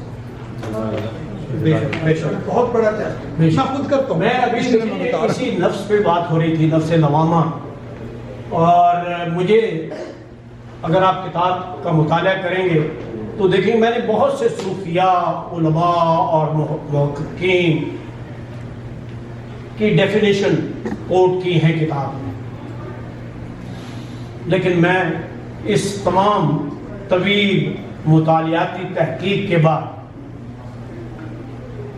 मेरी समझ में तसव्वुफ क्या है मैं आपको बता देता हूँ, ताकि वक्त की कमी की बात ज़्यादा लंबी बात भी ना हो। भट्टी साहब, मेरे ख्याल में तसव्वुफ जो है वो सूरह यूसुफ से सूरह क़यामा और सूरह मुतमइन्ना तक का कामयाब सफ़र है मेरे नज़दीक, और मैंने अपनी समझ के मुताबिक इस किताब में लिखा भी कि आप नफ्स लवामा की गोदी में बैठकर नफ्स अम्मारा को स्नब करते हुए नफ्स मुतमइन्ना की मंजिल तक पहुंच जाते हैं, जहां अल्लाह ताला राजी होता है, और रज़ाए इलाही जो है वही मकसूद मुसलमान है। और विसाल की बात जैसे मैंने अभी कही कि विसाल वो तो मुमकिन ही नहीं है, वो तो इत्तबा में है। जब अल्लाह ताला की आप अहकामात की यानी किसी शर्त के बगैर अताअत करते हैं, रसूलुल्लाह सल्लल्लाहु अलैहि वसल्लम की इत्तबा करते हैं, तो यही विसाल है, यही वो कैफियत है जहां आपको रज़ाए इलाही हासिल होती है। अल्लाह ताला खुश होता है और आपको कहता है कि आओ अब्दना, मेरे बंदे, यानी अपना बंदा कह रहा है कि मेरे बंदे, किसी को अल्लाह ताला अपना बंदा कह दे तो उसकी खुशकिस्मती की बात ही क्या है कि आओ मेरे बंदे, मेरे जन्नत में दाखिल हो जाओ, मेरे बंदों में दाखिल हो जाओ। तो ये यानी सारी चीज़ें मैंने इस किताब का मौजू जो है, मैंने आपको डेफिनेशन, वैसे तो बहुत सारी डेफिनेशन हैं, बहुत सारे लोगों ने कहा कि ये तज़किया के बेसिस पे, जैसे भट्टी साहब ने बताया उस वक्त कि सिद्दीकीन का खासा जो है वो सफ़ा है, सफाई, पाकी, बातन की पाकी, बातन की सफाई, ये मनसब रसालत है, ये फ़र्ज़ रसालत है। अल्लाह ताला ने कह दिया कि मेरा नबी ये करता है, तुम्हारा तज़किया। तो तसव्वुफ तो वहीं से शुरू हो गया,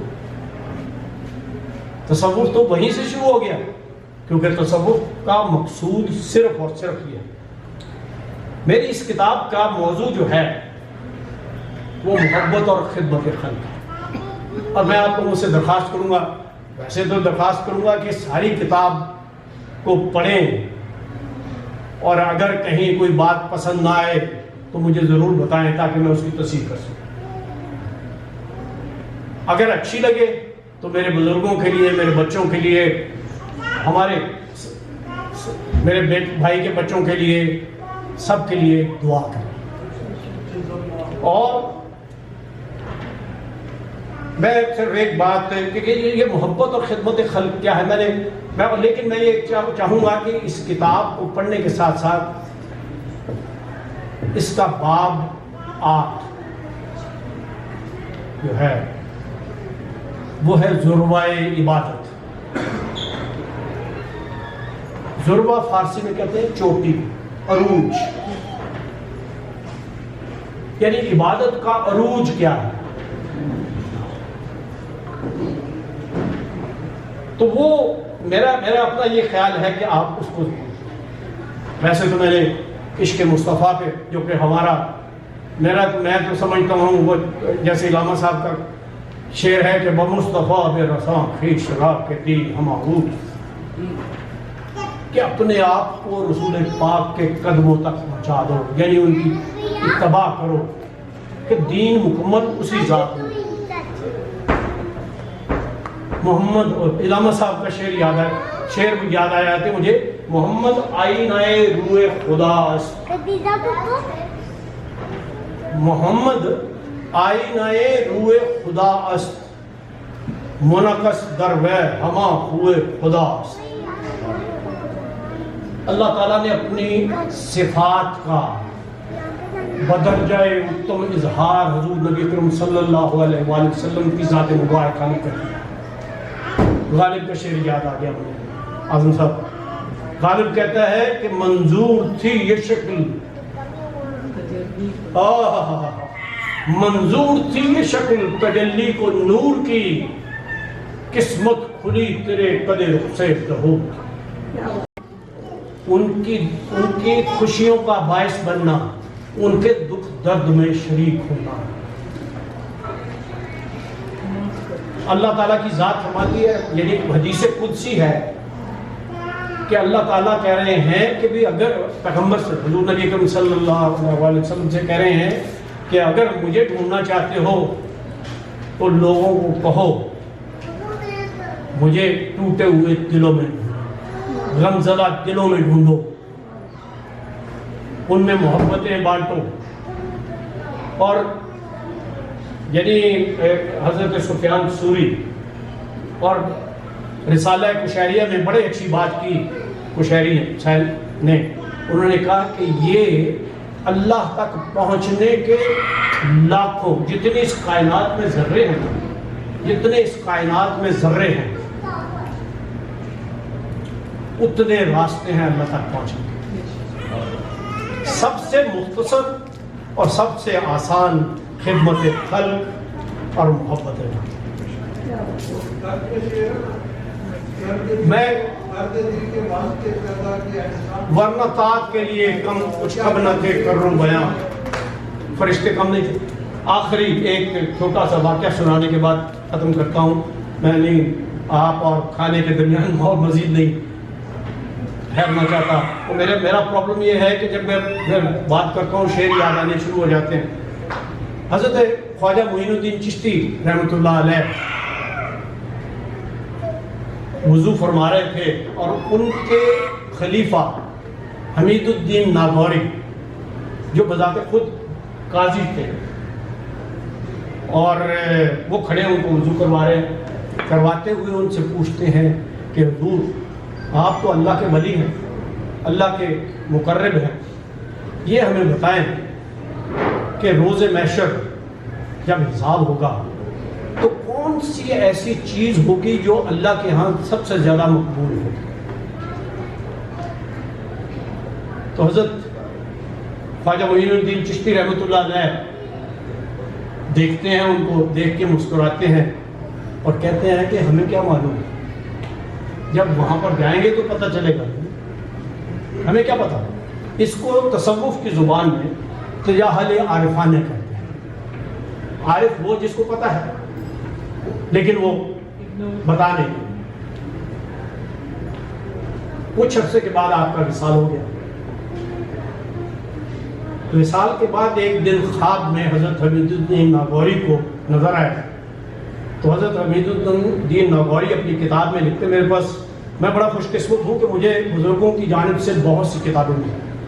جنیوا شہر میں، جنیوا جیسے سوئٹزرلینڈ میں، میرے پاس گھر میں اب بھی کوئی 1500-1600 کتابوں کی لائبریری ہے۔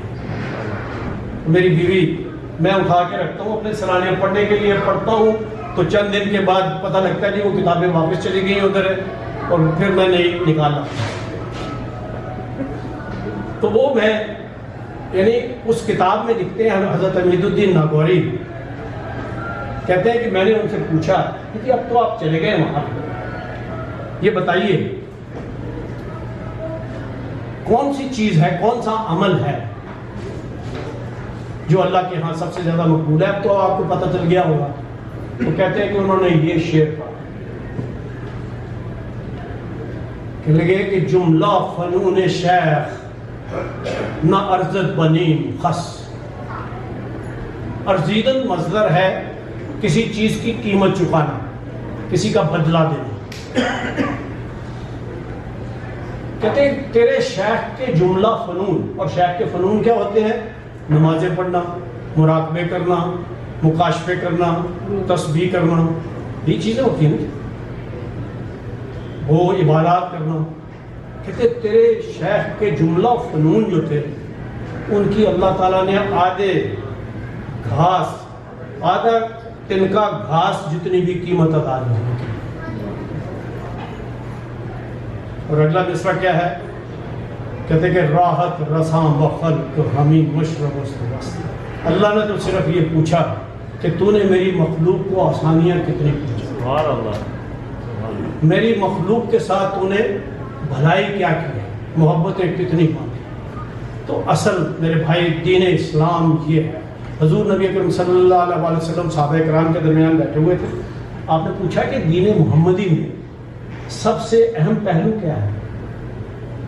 ایک صحابی اٹھے کہنے لگے کہ حضور نماز پڑھنا. آپ مسکرائے. آپ نے دوسرے صحابی کی طرف دیکھا، وہ اٹھے، انہوں نے کہا جی روزہ. آپ پھر مسکرائے. آپ نے تیسرے صحابی کی طرف دیکھا، وہ کہنے لگے زکوٰۃ. زکوٰۃ کے بڑے اچھے سوشل بینیفٹس ہیں. تو آپ چوتھے صحابی اٹھے، انہوں نے کہا حضور ہمیں تو پتہ نہیں، آپ اللہ کے نبی ہیں، اللہ کے محبوب ہیں، آپ ہمیں بتا دیں، آپ کو تو سب کچھ پتہ ہے. تو آپ نے فرمایا محبت محبت محبت. اس بات کے ساتھ اس بات کا اختتام کرتا ہوں. آپ لوگوں سے درخواست کے ساتھ کہ جن لوگوں کو یہ کتاب ملے پڑھنے کی کوشش کریں، میرے لیے دعا کریں، میرے بزرگوں کے لیے دعا کریں، ہمارے اہل خانہ کے لیے دعا کریں، بچوں کے لیے دعا کریں. وآخر دعوانا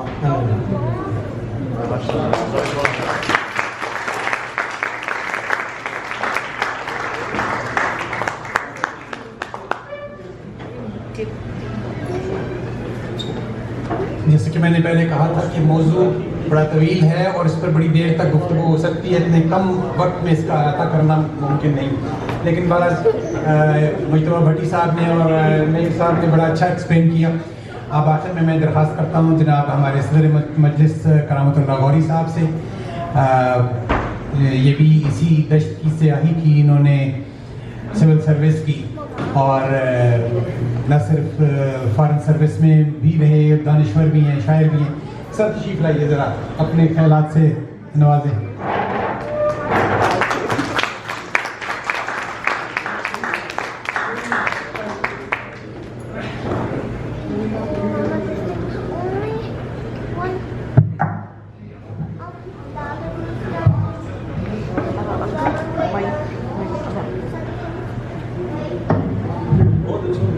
مائک درست کر دیجیے.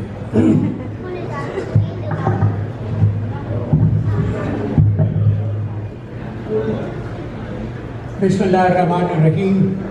نحمدہ و نصلی علی رسولہ الکریم. اما بعد.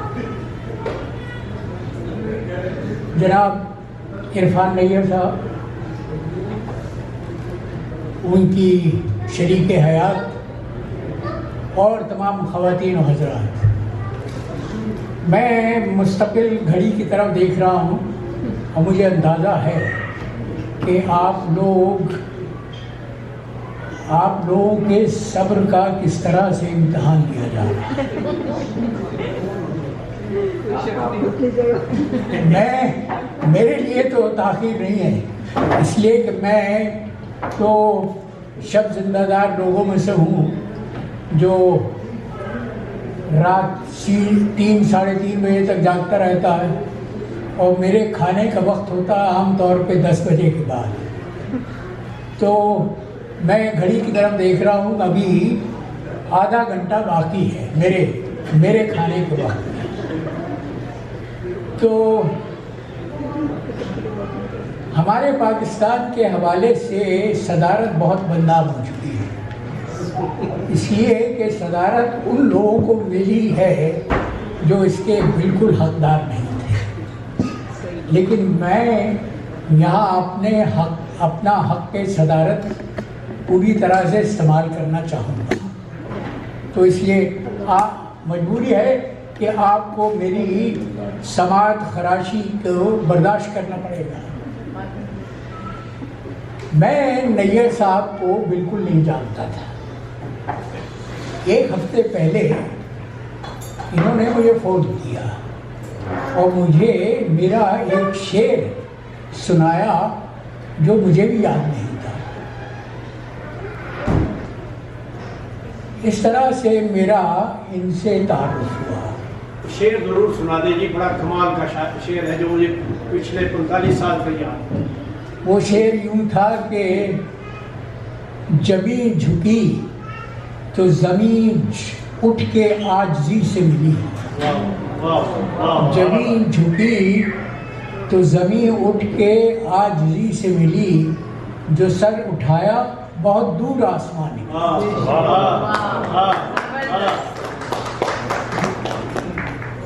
تو پھر عرفان نیّر صاحب نے مجھے بتایا کہ وہ کس مقصد سے مجھ سے رابطہ کرنا چاہ رہے تھے، اور سفارتی حوالے دیے۔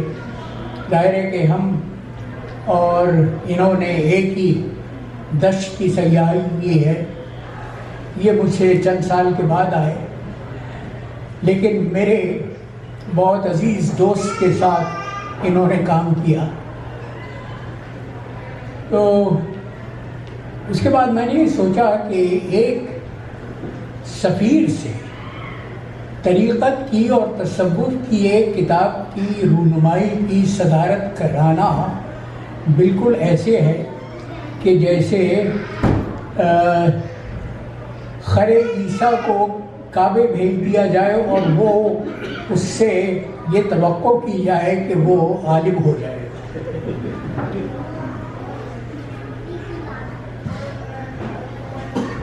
لیکن پھر میں نے یہ سوچا کہ تصوف اور معرفت کی کتاب کے تقریب رونمائی کی صدارت کرنے کے لیے مجھ سے زیادہ موجود شخص ہو ہی نہیں سکتا۔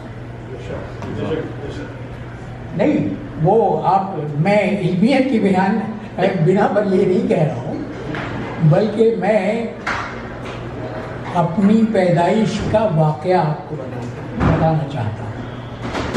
اور دیکھیے، خواتین کے لیے خاص طور پہ یہ واقعہ دلچسپی کا باعث ہوگا۔ میں اپنے والدین کے ہاں 7 بیٹیوں کے بعد پیدا ہوا، اور آپ جانتے ہیں کہ ہمارا جو معاشرہ ہے اس میں بیٹے کی اہمیت کتنی ہوتی ہے۔ تو میرے والد مرحوم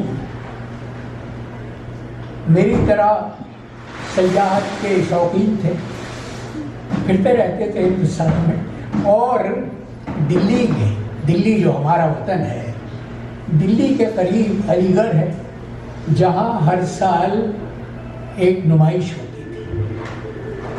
تو میری پیدائش سے 1 برس پہلے میرے ابا مرحوم نمائش میں گھوم رہے تھے، تو ان کے پاس ایک فقیر آیا۔ اس نے کہا کہ مجھے پیسہ دے۔ ابا نے پیسہ دے دیا۔ وہ وہیں کھڑا ہو گیا اور ان کو غور سے دیکھتا رہا۔ ابا نے پوچھا کہ تم کیوں مجھے اتنے غور سے دیکھ رہے ہو؟ اس نے کہا کہ تو مجھے کچھ پریشان نظر آتا ہے۔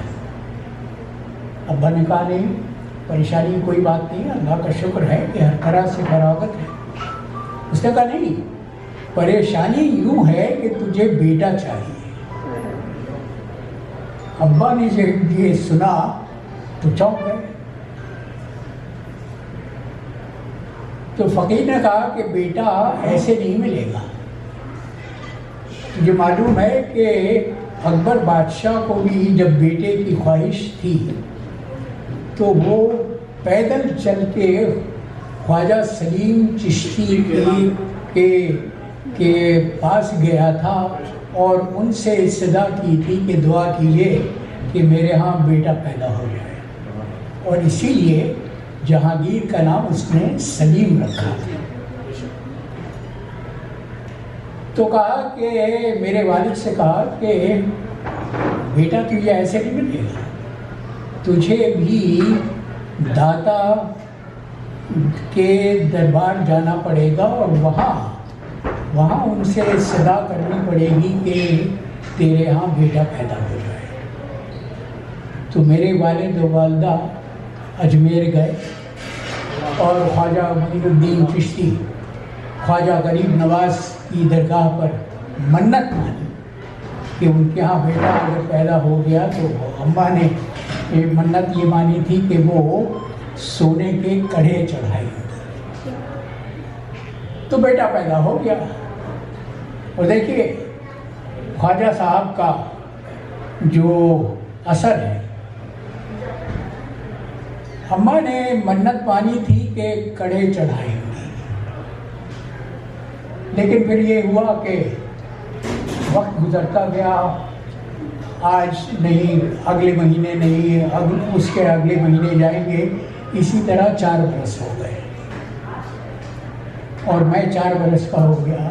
مجھے یاد ہے کہ دلی میں ایک روشن آرا باغ ہے،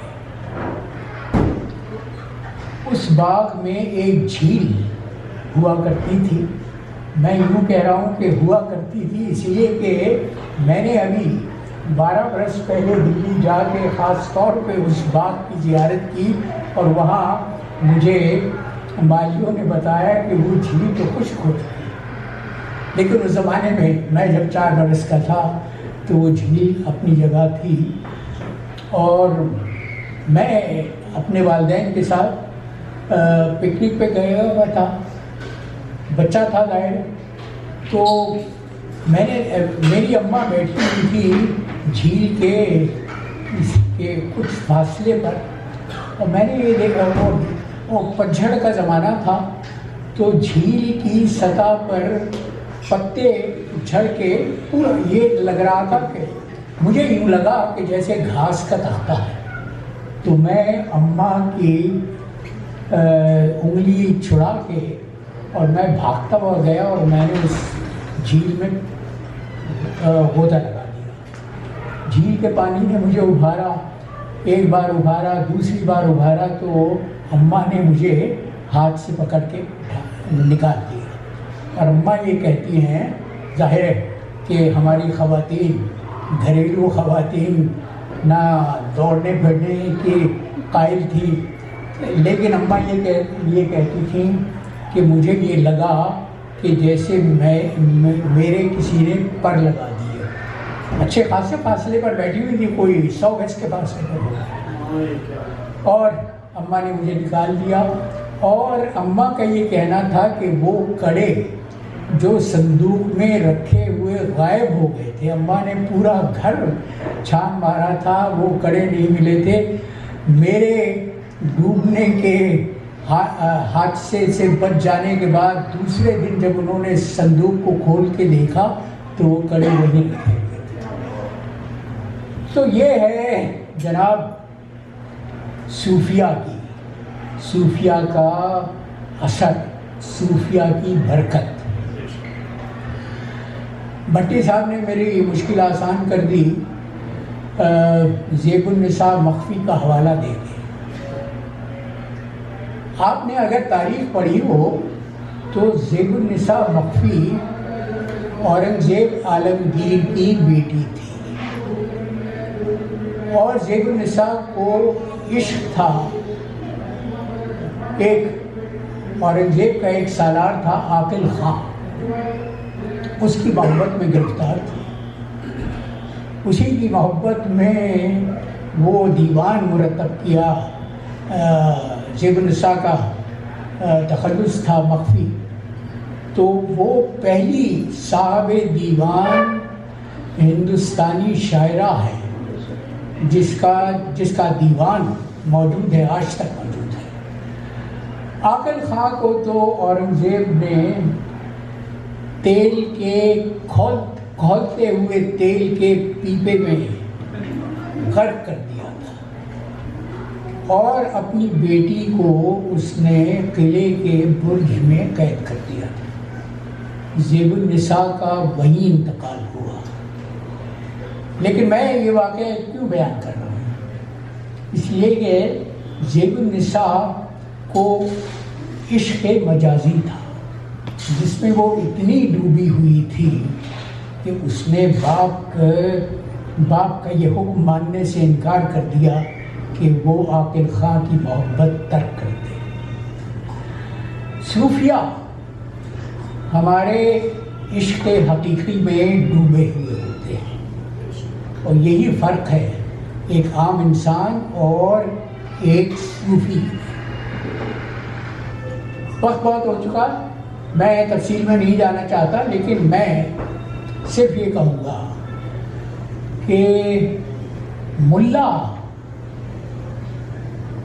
مولوی ہمیں ڈراتا ہے اللہ کے خوف سے۔ اللہ کو وہ ایک ظالم و جابر ہستی کے طور پہ پیش کرتا ہے، جس کی نافرمانی کی صورت میں ہر طرح کا عذاب ہوگا۔ لیکن صوفی ملا کے برعکس وہ اللہ تک پہنچتا ہے محبت سے۔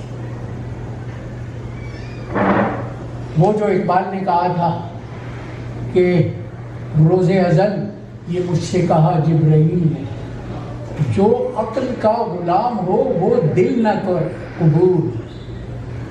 تو عقل اور دل کا مابین جو فرق ہے وہ یہی فرق ہے جو سائنسداں ہر تجربے کے بعد کسی حقیقت کو تسلیم کرتے ہیں۔ دل عقل کے مقابلے میں محبت کا قائل ہے، اور محبت میں ڈوب کر وہ اپنے خدا تک پہنچتا ہے۔ یہی فرق ہے ایک عام انسان میں اور ایک صوفی میں، اور اس حقیقت کو مولانا روم نے اپنے 4 مصروں میں بیان کر دیا ہے۔ مولانا روم کی مثنوی جنہوں نے پڑھی ہے تو وہ مثنوی شروع ہوتی ہے اس بانسری کی فریاد سے جو اپنے مبدا تک پہنچنا چاہتی ہے، وہ اس بانس تک پہنچنا چاہتی ہے جس سے کاٹ کر بانسری کو بنایا گیا۔ اور اسی لیے 2-3 برس پہلے ایک کتاب ایک امریکی مصنف نے شائع کی تھی۔ اس نے کہا، اس کا عنوان تھا "We are not from this planet"۔ اس نے کہا تھا کہ ہم کسی اور کرۂ ارض سے آئے ہیں، کسی اور سیارے سے آئے ہیں، اسی لیے ہمیں ہمیشہ یہ جستجو رہتی ہے، یہ